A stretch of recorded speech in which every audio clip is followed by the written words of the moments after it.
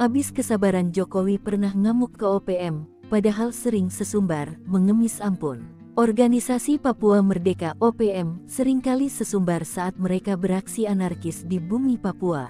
OPM acap kali gagah apalagi dalam beraksi merugikan warga sipil. Nyatanya, OPM pernah ketakutan lantaran Presiden Joko Widodo atau Jokowi murka akan aksi mereka. Hal itu terjadi pada tahun 2021 lalu, saat gugurnya Kepala BIN daerah saat itu, Brigjen TNI Gusti Putu Deni Nugraha.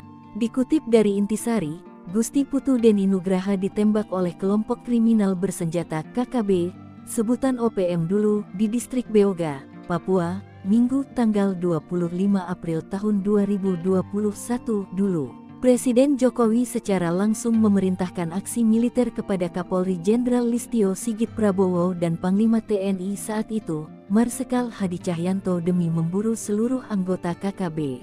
Saya juga telah memerintahkan Panglima TNI dan Kapolri untuk terus mengejar dan menangkap seluruh anggota KKB, tutur Jokowi dalam keterangan pers secara virtual melalui YouTube Sekretariat Presiden, Senin, tanggal 26 April tahun 2021. Saya tegaskan tidak ada tempat untuk kelompok-kelompok kriminal bersenjata di tanah Papua maupun di seluruh pelosok tanah air, ujar Jokowi. Perintah Jokowi tersebut langsung disambut oleh Kepala Pusat Penerangan TNI, Mayor Jenderal TNI Ahmad Riyad tentang kesiapan mereka. Intinya, kami TNI siap untuk menangkap seluruh anggota KKB. Kami menunggu keputusan politik Presiden Jokowi selanjutnya, ujar Ahmad seperti dilansir Antara tanggal 27 April tahun 2021.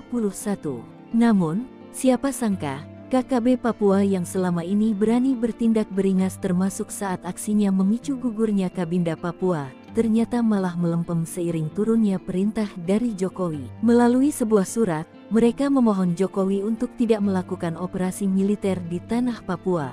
Mereka memohon pemerintah Indonesia lebih menyelesaikan masalah di Papua melalui meja perundingan. Ketentuan dan aturan internasional menjadi dalih mereka agar Jokowi mengurungkan niatnya memerintahkan operasi besar-besaran di Papua. Tentu saja hal ini terasa janggal mengingat bahwa selama ini KKB justru bertindak sangat beringas.